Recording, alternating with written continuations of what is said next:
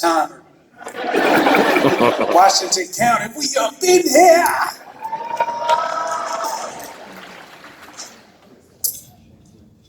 Oh, and the timer right here in front of me. Okay. All right, look. First of all, I want to give it up for my family, support staff.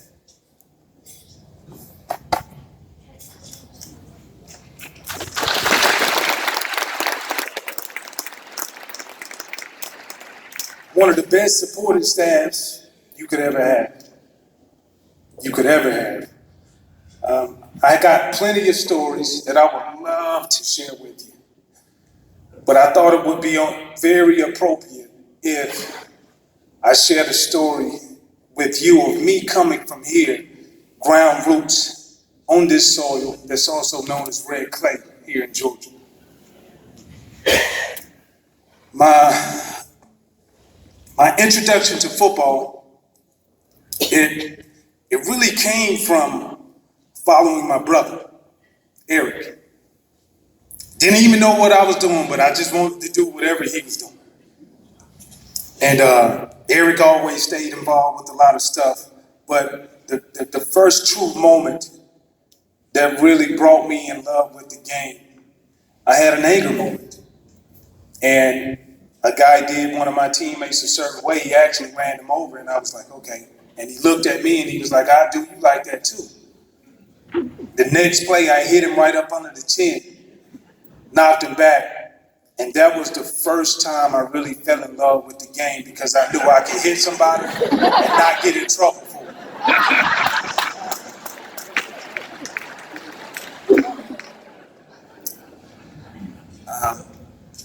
But what really elevated my thought process into becoming not only the player that I developed into, but the man that I am now is my father. He's not here with us, but one of the best things he did for me was he brought home a tape, and it really showed me how to structure my thoughts. As far as if you want to see something, if you want to get it, this is what you need to do to organize it and make it happen. And from that time period, I'm very thankful and blessed because a few days later, it was announced at our high school, Rick Tomlin, him and his coaching staff was coming in, and I didn't know anything about him. I just knew he came from the Grange, and I want to give a special shout out not only to Rick Tomlin, but all the assistant coaches who was on that staff with me. I want to give these guys a round of applause because they was big in my development. Rick Tomlin, you will be up here one day soon, buddy. I know you will. One of the greatest to ever do it when you talk about strategic planning. We met, I talked to Coach, and my first interaction was, Coach, I want to go to this school in Alabama. He was like, which one? And I was like, Alabama. And he looked at me and said, man, you can accomplish whatever you want to. I'll get you. I'm going to have some people come here. And I was saying, nah, man, he just jiving me. Little did I know, Robert Edwards, he came through. Demetro Stevens, he's here tonight, one of my big brothers who I really looked up to. And I remember him taking Demetro on college visits. And when he took Demetro to college visits, at sometimes I couldn't go because they didn't want me, they wanted Demetro. And from that point, we became close because I was up under his leadership. And as we got through my junior year, this was another big moment for me. We went and we played Mary Persons, and we lost that football game against Mary Persons. And myself, my best friend, Michael Parker, he's here tonight. And we was like, we got to do whatever we can because we felt like not only did we let the coaches down, but Demetro down. That next year, we came back and ran the table 15-0. And one of the best high school teams I think that was ever assembled, especially when you look at the per population of where we come from.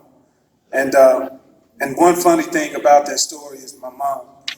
I was like, Mom, did you see when I do this in the game? Did you see when I do that? And she was like, well, Takeo, like, the only time I ever see you is when you run and catch the ball, so I just look for you to do that. And I'm like, Mom, you've been watching all of these years. You mean to tell me you don't know exactly what's going on?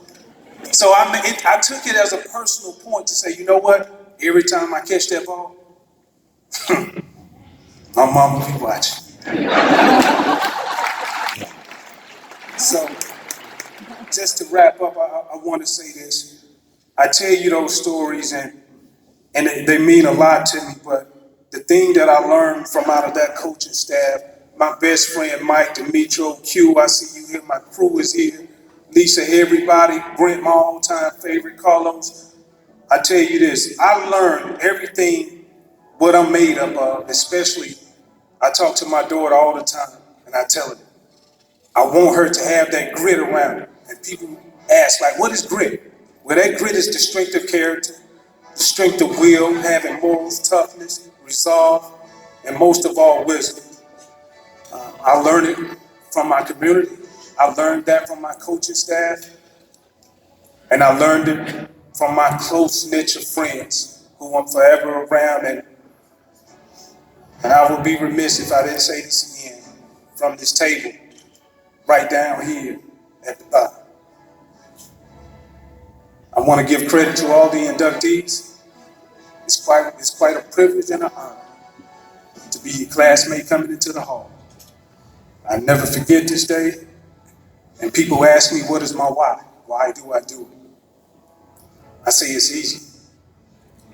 When you see so many kids looking up to you, and they have so many bad influences around, whether or not if it's TV, radio, I hashtag everything that I do on my social media. You can't be what you can't see. And that's unfortunately how a lot of kids think. Now I'm here to tell you, with this Hall of Fame patch on my jacket and this Hall of Fame ring I'm about to put on my hand, you can be what you can see. Because I'm living proof right in front of you. I thank you guys.